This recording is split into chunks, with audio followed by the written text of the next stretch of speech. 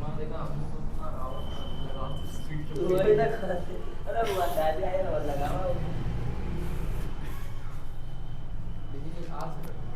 Everyone, आज हम लोग क्लास 10th मैथ विषय के अंतर्गत एक महत्वपूर्ण एक्सरसाइज है त्रिकोणमिति के कुछ अनुप्रयोग, जिसमें आपको सभी प्रश्न वर्ड प्रॉब्लम देखने को मिलेंगे, जिसको कि हमें पढ़ करके सही तरीके से समझ करके उस प्रश्नों को हम हल करना होगा। इस प्रश्न को हम यहाँ नोट कर लें। एक्सरसाइज आपका है 9A, चैप्टर का नाम है त्रिकोणमिति के कुछ अनुप्रयोग। इसमें हम लोग अभी पिछले वीडियो में कुछ प्रश्नों को हल किए थे और हम नेक्स्ट अगले प्रश्न को हम हल कर रहे हैं। हल करने से पहले हम यहाँ पे नोट कर दें कि प्रश्न कौन सा है। तो मेरे पास प्रश्न संख्या 5 है। कह रहा है यदि एक मीनार की छाया, यदि एक मीनार की छाया, एक मीनार की छाया उसकी लंबाई की, उसकी लंबाई की, उसकी लंबाई की √3 गुनी है, √3 गुनी है, तो सूर्य का उन्नयन कोण, तो सूर्य का उन्नयन कोण ज्ञात कीजिए। सूर्य का उन्नयन कोण ज्ञात कीजिए।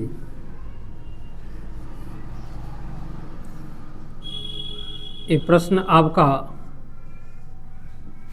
नोट हो गया और आप लोग कम से कम बैठ करके 10 प्रश्न का टारगेट लेना है, मिनिमम 10 क्वेश्चन। आप समय के हिसाब से 1 घंटा समय लो या 1.5 घंटे का समय लो, लेकिन यहाँ बैठ करके 10 क्वेश्चन हम लोग सॉल्व करेंगे, ठीक है। बिना 10 क्वेश्चन सॉल्व के यहाँ से उठना नहीं किसी को, ठीक है। लगे रहो। हाँ, कोई ऐसा क्वेश्चन हो जहाँ डाउट हो और किसी के आपसी वार्तालाप से अगर सुलझा लेना, जब नहीं सुलझेगी तो हमसे पूछ लेना, ठीक है। तब तक हम इधर एक क्वेश्चन बना लेते हैं। चलिए, अब हम क्वेश्चन में कह रहे थे यदि एक मीनार की छाया, तो इसमें एक शब्द आया है पहले तो मेरे पास में, मीनार आया। मीनार क्या है? और मीनार की छाया की बात कह रहा है। मीनार होगी तब तो उसकी छाया होगी। उसकी लंबाई की √3 गुनी है, अर्थात मीनार पहले हम यहाँ पे हल जो करेंगे तो सबसे पहले हम यहाँ पे क्या बनाएंगे, एक मीनार, टावर बना दिए। मीनार की लंबाई उस मीनार की छाया की, यानी अर्थात यहाँ से पढ़िए, मीनार की जो छाया है, तो मीनार ये है जो कि छाया कहाँ पड़ेगी, ज़मीन पे। इसकी छाया ज़मीन पे पड़ी, उसकी लंबाई की √3 गुनी है। अगर इसकी लंबाई को हम कुछ मान लेते हैं, ये मीनार है, मीनार है यहाँ से लेके यहाँ तक, इसको हमने मान लिया कि इसकी लंबाई क्या है, h मीटर है। तो इसकी छाया कितनी होगी, इसकी छाया √3h होगा। और सूर्य का उन्नयन कोण पूछ रहा है। अगर उन्नयन कोण पूछ रहा है तो आपको हमने पिछले वीडियो में बताया था कि उन्नयन क्या होता है। उन्नयन कोण को हमने सिंपली भाषा में समझाने का प्रयास किया था कि उन्नयन कोण का मतलब होता है जैसे कि ऊपर नयन, किसी वस्तु को देखने के लिए यदि हम अपनी आंख को ऊपर की तरफ करते हैं तो वो क्या है, हमारी आंख से जो बना कोण होगा वो उन्नयन कोण कहलाएगा। लेकिन अवनमन की बात करेंगे तो अवनमन कोण में क्या होगा कि हम किसी वस्तु को देखने के लिए अपनी आंख को नीचे की तरफ झुकाएंगे। तो अब हम यहाँ पे उन्नयन की बात कर रहे हैं तो उन्नयन कोण आपका यहाँ बनेगा और ये कोण आपको पता नहीं है। अब मीनार की छाया की लंबाई दी गई है, छाया की लंबाई यही होगी जो ये दूरी है, और ये जो आपको दिया गया है ये मीनार की लंबाई है। इनका हम नाम लिख देते हैं, ए, बी और ये सी। सबसे पहले इसमें देखा जाता है कि क्या क्या चीज़ नोट है। तो नोट तो हमने कर लिया, मीनार की लंबाई और मीनार की जो छाया की लंबाई। अब पूछा जा रहा है उन्नयन कोण। उन्नयन कोण यानी थीटा आपसे पूछा जा रहा है। मान लेते हैं, माना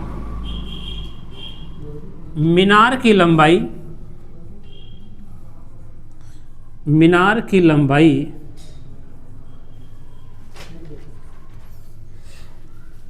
h मीटर एवं उन्नयन कोण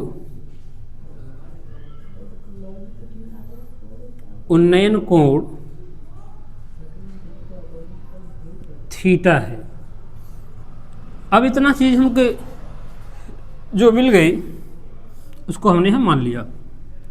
अब यहाँ देखेंगे एक हमें ट्रायंगल बनता जा रहा है, तो हम ट्रायंगल न लेकर के हम इसे एंगल की बात कर सकते हैं। या तो ट्रायंगल लिखिएगा या हम कह सकते हैं एंगल CAB से, CAB से।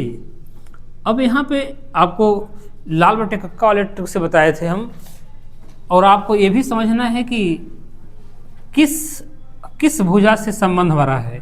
तो लंब से है और आधार से है। तो लंब और आधार का संबंध हमने बताया था आपको लाल बटे कक्का से कि वो आपका क्या कहलाएगा, वो आपका tan थीटा कहलाएगा, साइन कास tan। तो tan थीटा हो जाएगा आपका। तो tan थीटा इक्वल टू आपका ये लंब कितना है, इसको हमने h माना है, आधार कितना हो जाएगा, √3 हो जाएगा। EH से H कटेगा, तो अब हमें मिलेगा tan थीटा इक्वल टू 1/√3। अब आपको एंगल जब पूछ रहा है तो अब देख रहे हैं कि थीटा आपका tan के पद में है, तो 1/√3 tan में कितने का मान है। तो जैसा कि हम जानते हैं कि tan ये 30 डिग्री का मान है। ये आपको त्रिकोणमितीय अनुपातों की सारणी यदि आपने याद किया होगा तो वहाँ से मान ले सकते हैं कि tan 30 की वैल्यू कितनी होती है, 1/√3। अगर tan से tan निकल लिया तो थीटा का मान कितना होगा, 30 डिग्री, यानी उन्नयन कोण आपका कितना आएगा, ये आपका आंसर हो जाएगा, 30 डिग्री आएगा। आप इसको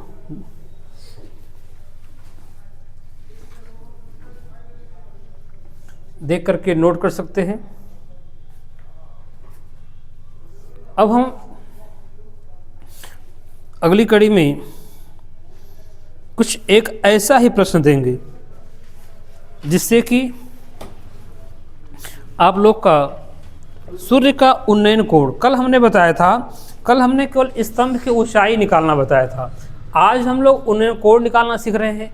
तो हम ऐसा ही हम दूसरा क्वेश्चन आपको दे रहे हैं और साथ में इसको भी हम हल करेंगे कि आखिर में इसका उन्नयन कोण कितना आएगा। अब हम नेक्स्ट क्वेश्चन नंबर 6 है।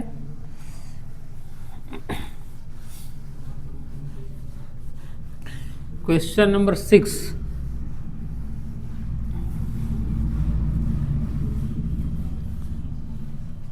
मैं प्रश्न को यहाँ पे नोट कर देता हूँ। पहले आप वीडियो रोक करके इसको आप स्वयं लगाने का प्रयास करिए। करा सूर्य के प्रकाश में, करा इसके सूर्य के प्रकाश में, सूर्य के प्रकाश में 45 मीटर ऊंची, 45 मीटर ऊंची ऊर्ध्वाधर मीनार की छाया, ऊर्ध्वाधर मीनार की छाया, मीनार की छाया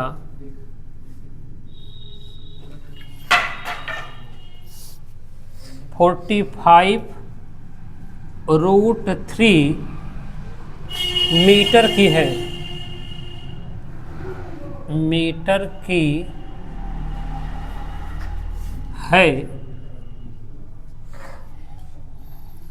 सूर्य का उन्नयन कोण ज्ञात कीजिए। सूर्य का उन्नयन कोण, सूर्य का उन्नयन कोण ज्ञात कीजिए।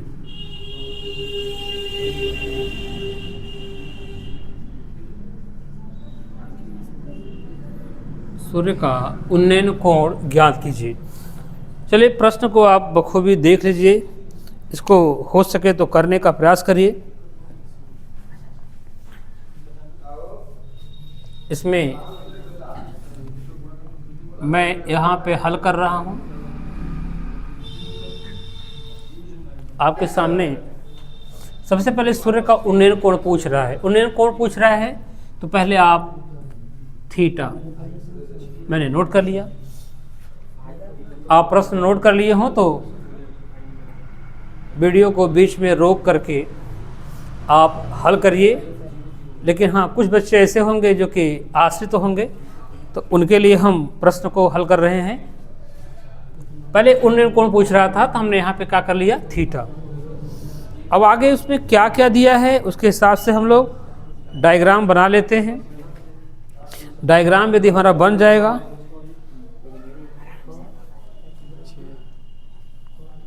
डायग्राम यदि बना लेते हैं तो हम लोग हल करेंगे।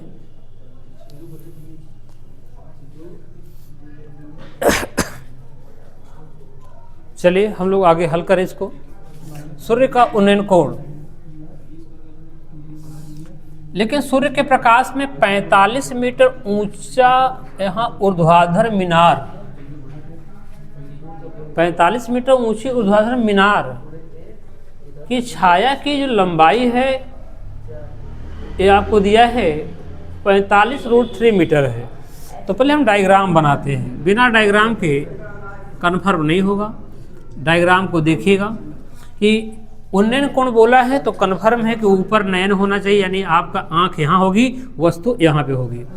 और प्रकाश में 45 मीटर ऊंची, तो आपको ये इमारत है या मीनार है, मीनार है तो मीनार की ऊंचाई दे दिया है 45 मीटर। अच्छा 45 मीटर है। इसके बाद मीनार की छाया, तो आपके ज़मीन पर जो छाया पड़ेगी वो कितना है, 45√3 है। ये आपका ये भी मीटर में है, इसको भी हम मीटर में कर लिए। इसका नाम ए देते हैं, इसका नाम बी, इसका नाम सी, और एंगल हमारा क्या है, थीटा है। तो हम सबसे पहले ये ध्यान देंगे कि जो मान हमें पता न हो उसको हम पहले मानेंगे। तो मानिए, माना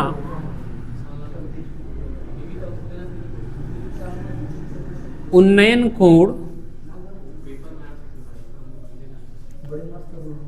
कोण थीटा है।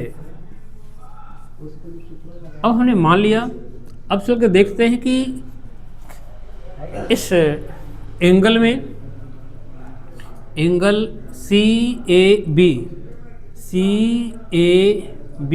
में, इसमें आके देखें हम पहले पता करेंगे किस किस भुजा के साथ हमारा संबंध है। तो लंब, जानते हैं ना कि कोण के सामने की भुजा हमेशा लंब होती है, लंब और आधार में संबंध है। तो लंब और आधार में संबंध होगा तो मेरा हो जाता है tan थीटा। tan थीटा लंब का मान कितना है, 45 है, आधार कितना है, 45√3 है। इनसे ये चला जाएगा तो tan theta equal to 1/√3। tan theta equal to, अब देखना है कि tan के ही पद में 1/√3 किनका मान है। तो ये आपका tan 30 डिग्री का मान ये भी होगा। तो आपको जो थीटा का मान है, थीटा का मान मिल जाएगा आपको 30 डिग्री। थीटा बराबर हो जाएगा 30 डिग्री। ये आपका आंसर हो जाएगा। आप अपना हल किए होंगे, उससे मिला सकते हैं। अब हम लोग एक मस्त प्रश्न लेके आएंगे। थोड़ा अब इससे इसका स्टैंडर्ड बड़ा किया जाएगा। अभी तो हम लोग लगा रहे थे तो छोटे छोटे प्रश्न थे, यानी इसको पढ़ना कम पड़ता था। अब हम लोग थोड़े से इसका आकार बढ़ाएंगे और आगे बढ़ेंगे इसे ही।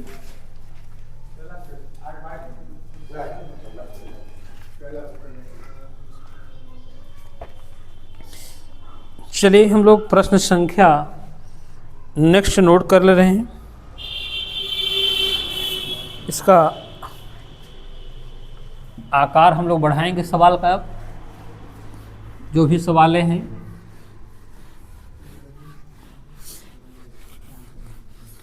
अब क्वेश्चन नंबर हमारा हो जाएगा 7।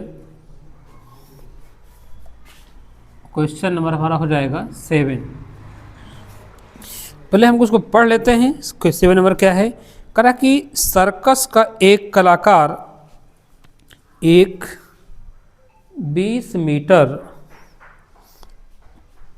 लंबी डोर पर चढ़ रहा है जो अच्छी तरह से तनी हुई है और भूमि पर सीधे लगे खंभे के शिखर से बंधा हुआ है। यदि भूमि स्तर के साथ डोर द्वारा बनाए गए कोण 30 डिग्री का हो तो खंभे की ऊंचाई ज्ञात कीजिए। और प्रश्न को मैं लिख लेता हूं। सर्कस का एक कलाकार है। सर्कस का एक कलाकार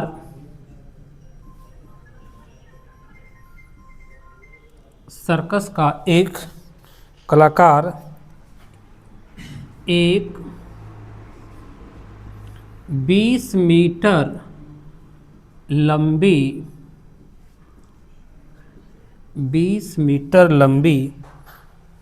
डोर पर चढ़ रहा है। डोर पर चढ़ रहा है।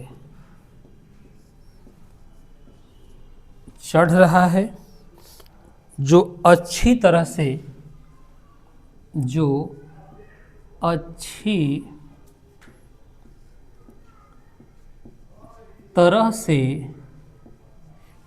तनी हुई है।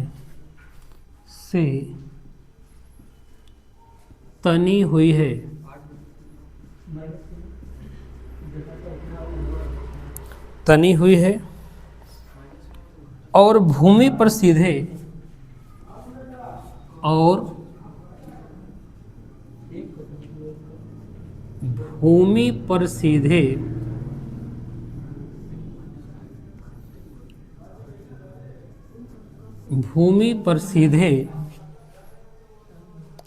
लगे खंभे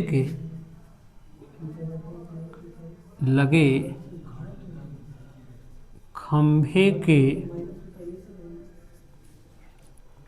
शिखर से बंधा है। खंभे के शिखर से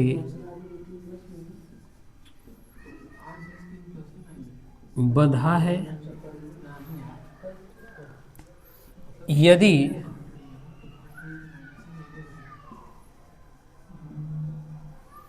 यदि भूमि स्तर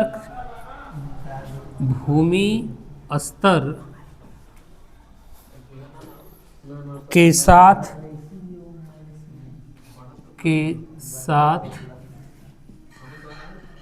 डोर द्वारा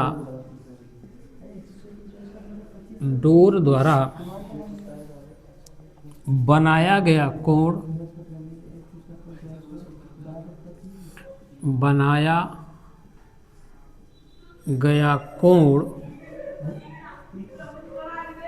30 डिग्री का हो तो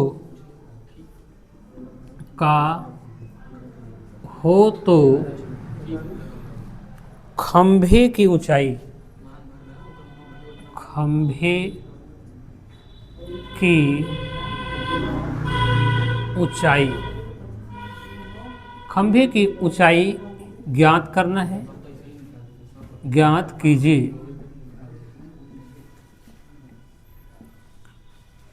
प्रश्न को थोड़ा से हम लोग समझेंगे, प्रश्न में क्या क्या दिया है, यहाँ से इसका सलूशन निकालेंगे। पहले जितना हो सके एक बार दो बार हम प्रश्नों को पहले बखूबी पढ़ लेते हैं। पढ़ लेने के बाद हम करेक्ट, सर्कस का एक कलाकार एक 20 मीटर लंबी डोर पर चढ़ रहा है, यानी डोर पर चढ़ रहा हो तो डोर कहीं न कहीं बंधी होगी, किसी खंभे से बंधी होगी, किसी दीवार से बंधी होगी, तो डोर आपका कर्ण का काम करेगी, जिसे अंग्रेजी में उसका सकते हैं वो हाइपोटेनस का काम करेगी, जो अच्छी तरह से तनी हुई है। तनने का मतलब है कि हमने ऊपर से बांधा हुआ है तो ऐसे तनी हुई है, और भूमि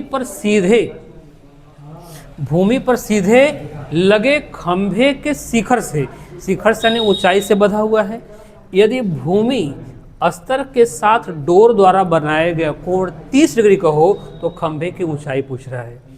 तो सबसे पहले खंभे की ऊंचाई पूछ रहा है, तो हम डायग्राम बना लेते हैं, इसके बाद तुम मानेंगे क्या मानना है। इसमें ना तो उन्नयन कोण दिया है ना तो अवनमन कोण दिया है, लेकिन इतना बेसिक कॉन्सेप्ट आपका काम करेगा कि जब भी किसी खंभे से हम डोर को बांधेंगे तो डोर आपका जो बंधेगी तो वो आपके कर्ण का काम करेगी। तो अब हम एक खंभा लेते हैं, एक खंभा आपका हो गया, खंभे की ऊंचाई नहीं दी गई है तो इसको हमने h मान लिया, खंभा आपका h मीटर ऊंचा है। इस खंभे से एक डोर को हमने बांध दिया ऐसे, और एक कलाकार 20 मीटर लंबी डोर पर, यानी इस डोर की लंबाई 20 मीटर दे दिया है, यानी इसकी लंबाई हमारी 20 मीटर दे दिया है, और चढ़ रहा है जो अच्छी तरीके से तनी हुई है, और भूमि पर सीधे लगे खंभे के शिखर से बंधा हुआ है। भूमि पर जो लगा हुआ खंभा है इस खंभे से सीधे बंधा हुआ है। यदि भूमि के स्तर के साथ डोर द्वारा बनाया गया, भूमि के स्तर के साथ, भूमि की बात कर रहा है तो हम यहाँ से बनाएंगे, तो भूमि के स्तर के साथ डोर द्वारा बनाया गया कोण, तो ये कोण आपका 30 डिग्री अर्थात ये उन्नयन कोण हो गया है। तो खंभे की ऊंचाई ज्ञात कीजिए। तो खंभे की ऊंचाई हमें पूछ रहा है, इसका नाम दे देते हैं ए, इसका नाम बी, इसका नाम सी। मान लेते हैं, माना खंभे की ऊंचाई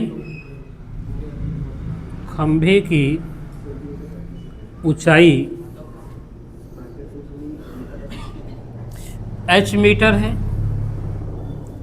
खंभे की ऊंचाई h मीटर है। हमने खंभे की ऊंचाई तो ले लिया क्योंकि खंभे की ऊंचाई पूछ ही रहा है।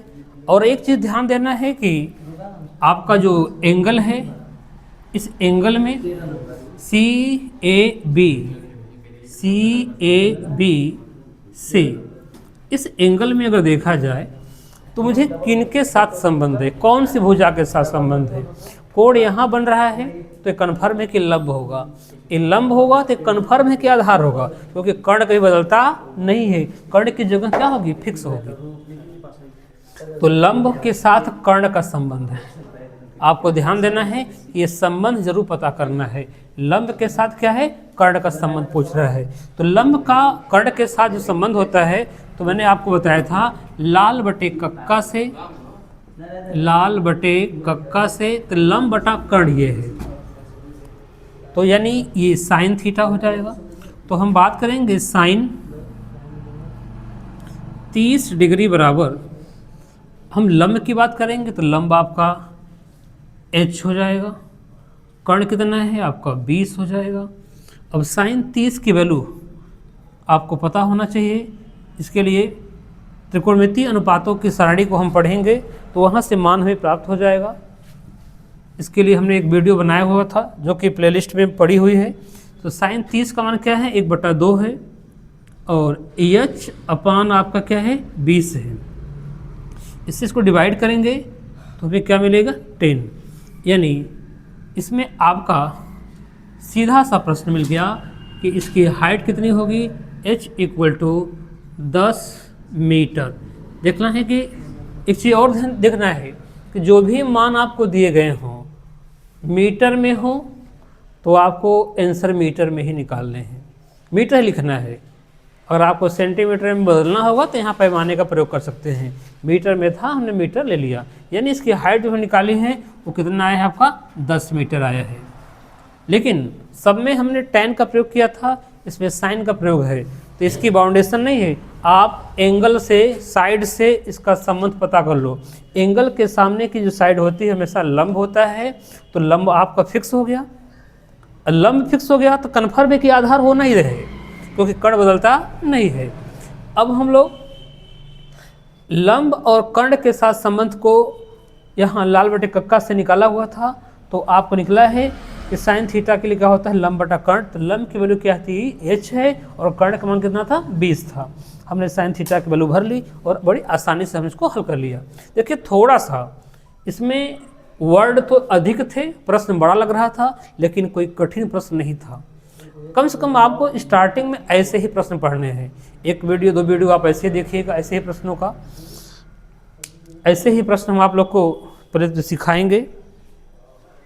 आप लोग जितना हो सके अधिक से अधिक प्रश्नों को करें तो बेहतर है।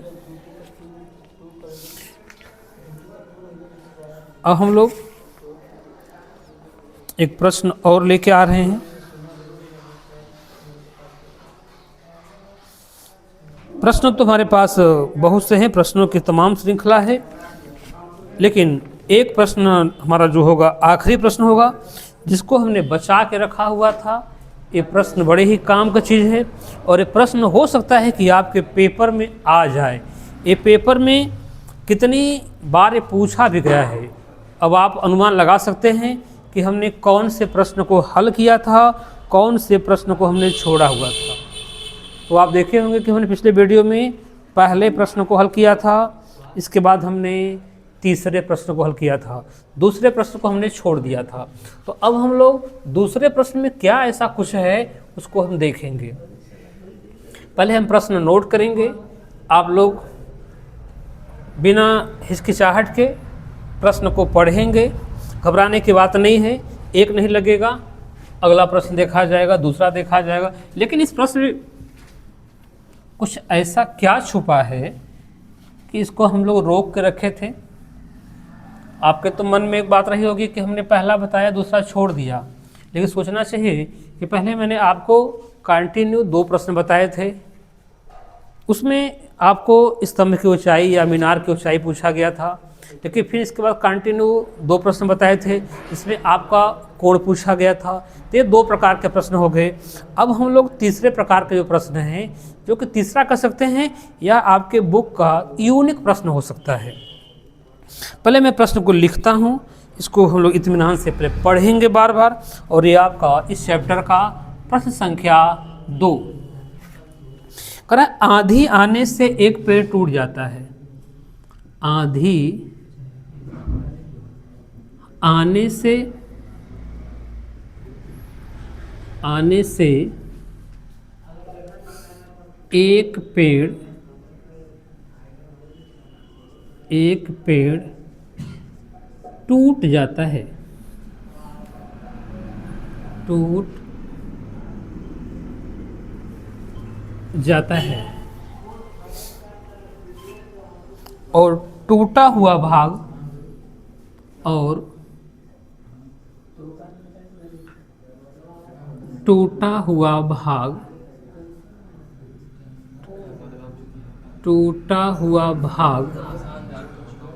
इस तरह मुड़ जाता है।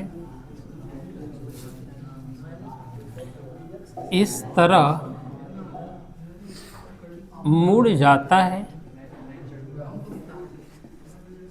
इस तरह मुड़ जाता है कि पेड़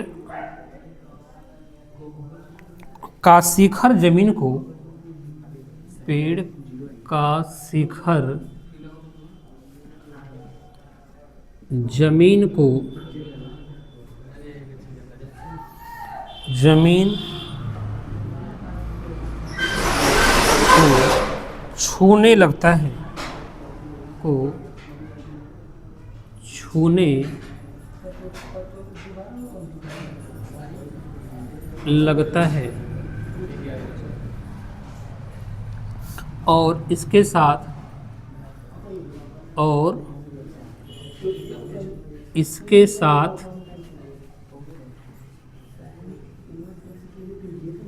साथ 30 अंश का कोण बनाता है, 30 अंश का कोण बनाता है।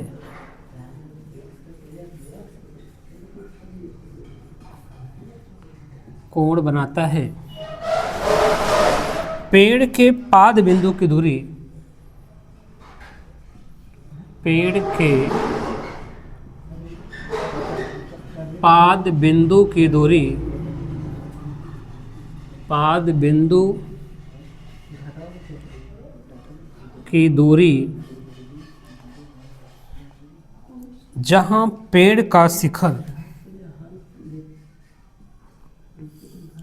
जहां पेड़ का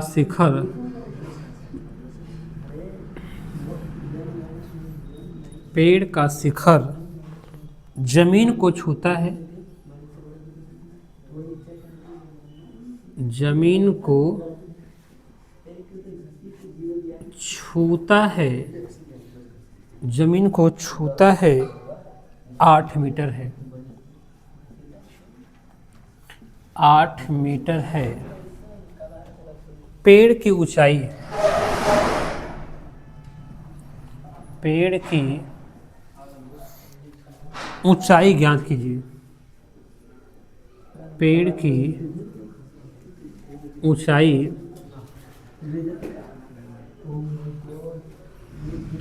ज्ञात कीजिए, पेड़ की ऊंचाई ज्ञात कीजिए। हाँ, प्रश्न थोड़ा से बड़ा है, जाइए लेके आइए जल्दी। प्रश्न को आप देख रहे हैं कि आंधी आने से एक पेड़ टूट जाता है। बहुत ही प्रश्न यूनिक है। आंधी आने से एक पेड़ टूट जाता है और टूटा हुआ भाग इस तरह मुड़ जाता है कि पेड़ का शिखर जमीन को छूने लगता है और इसके साथ 30 अंश का कोण बनाता है।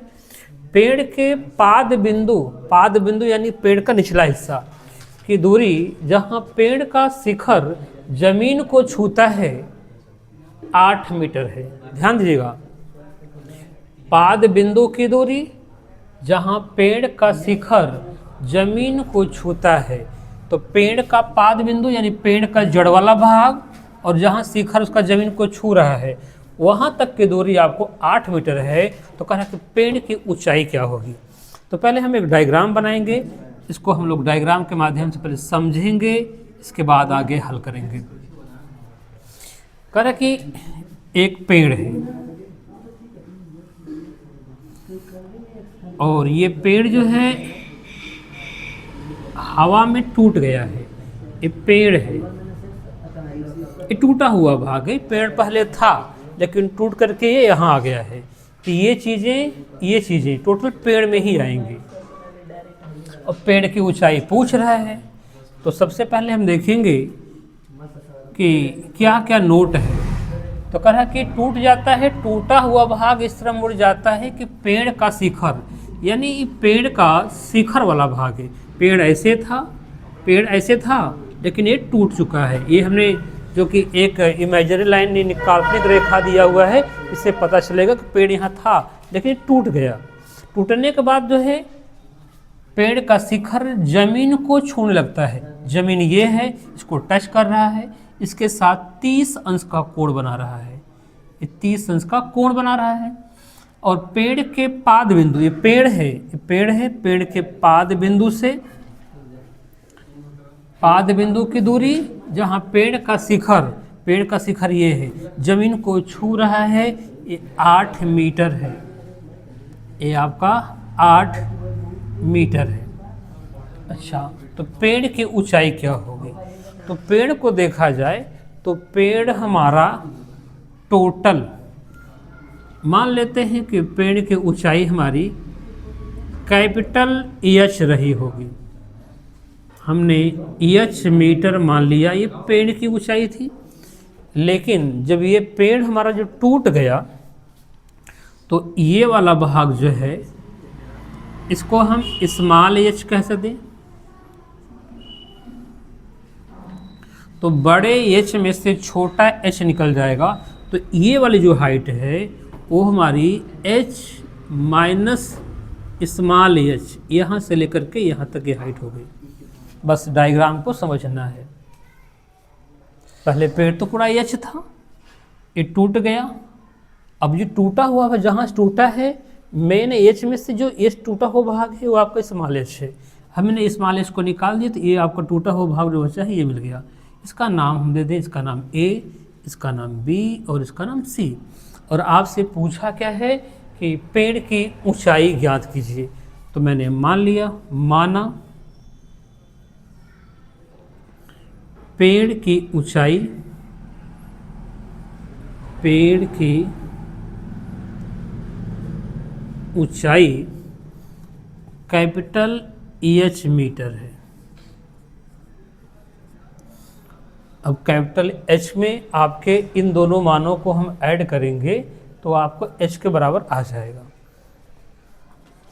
और थीटा का मान कितना दिया है? कोण हमारा 30 डिग्री है, और ये सीधे दिख रहा है कि ज़मीन को टच कर रहा है, तो यहाँ से ऊपर की तरफ बनेगा तो ये आपका उन्नयन कोण बनेगा। और ये नीचे आपको दी गई है, पेड़ के पाद बिंदु से इसका जो शिखर जहाँ टच कर रहा है वो दूरी कितनी है? 8 मीटर है। तो अब चल के देख लेते हैं कि इसमें हमें क्या पहले प्राप्त होता है। अब मुझे इसी को हल करने के लिए ये प्रोसेस 2 बार लेना होगा।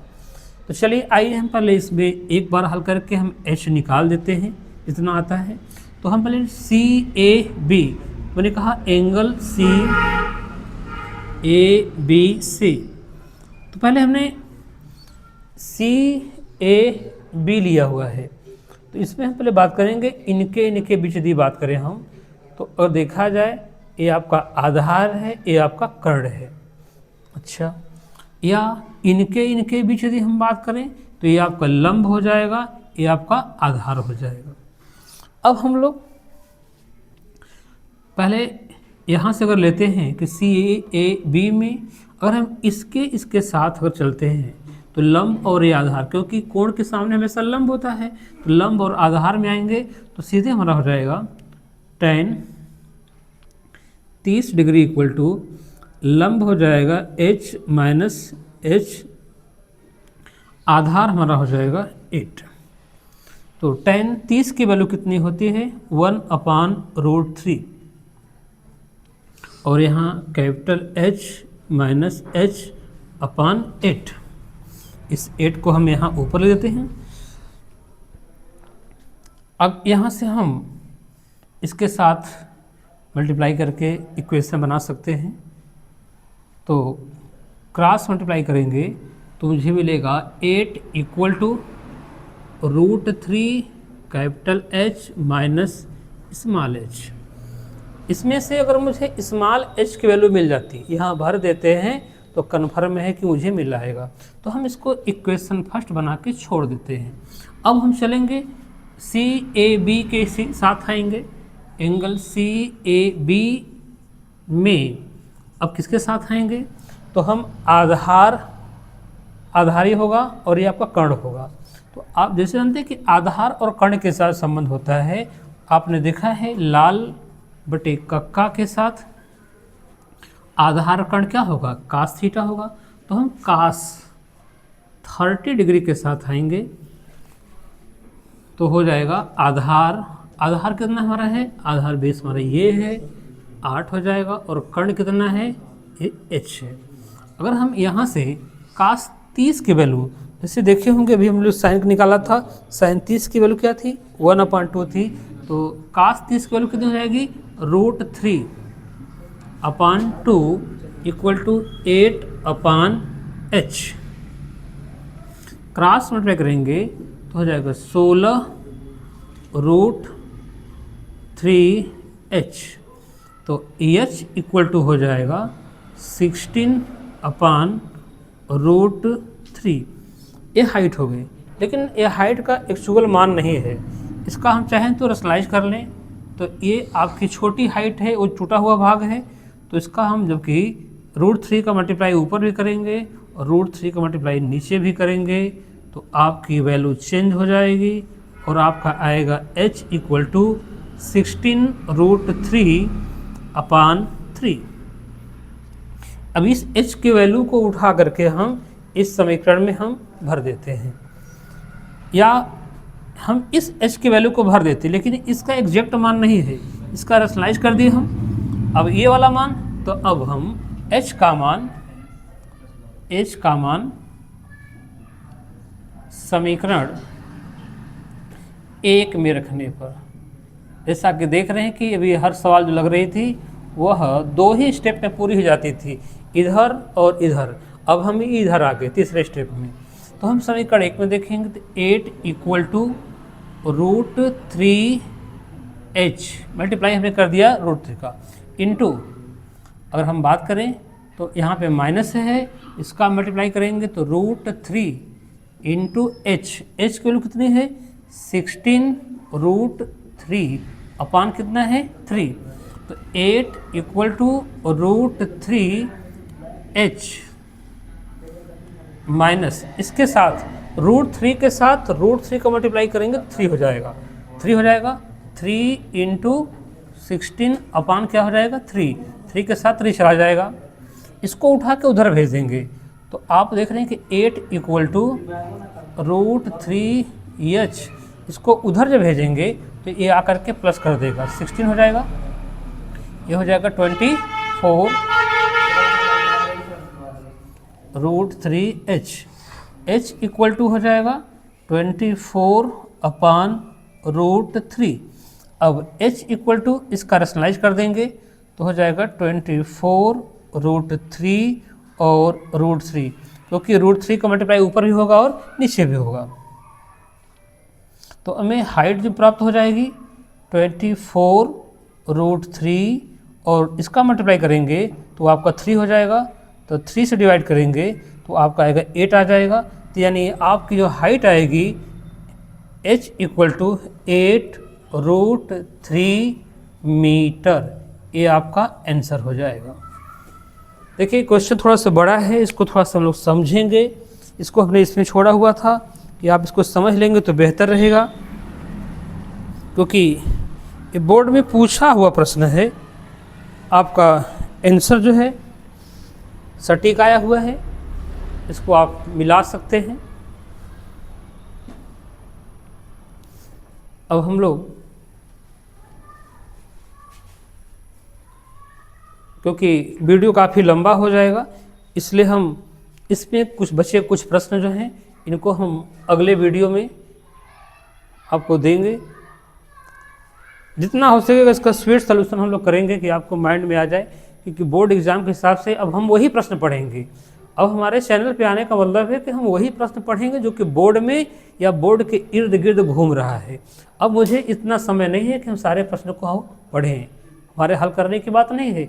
आपको पेपर में आना और मस्तिष्क में समझ आना, ये दोनों का सामंजस्य होना जरूरी है। अब हम आपसे उम्मीद करेंगे कि ऐसे ही हमारे वीडियो पर आप प्यार बरसाते रहें और लाइक शेयर कमेंट और सब्सक्राइब भी करते रहें। धन्यवाद।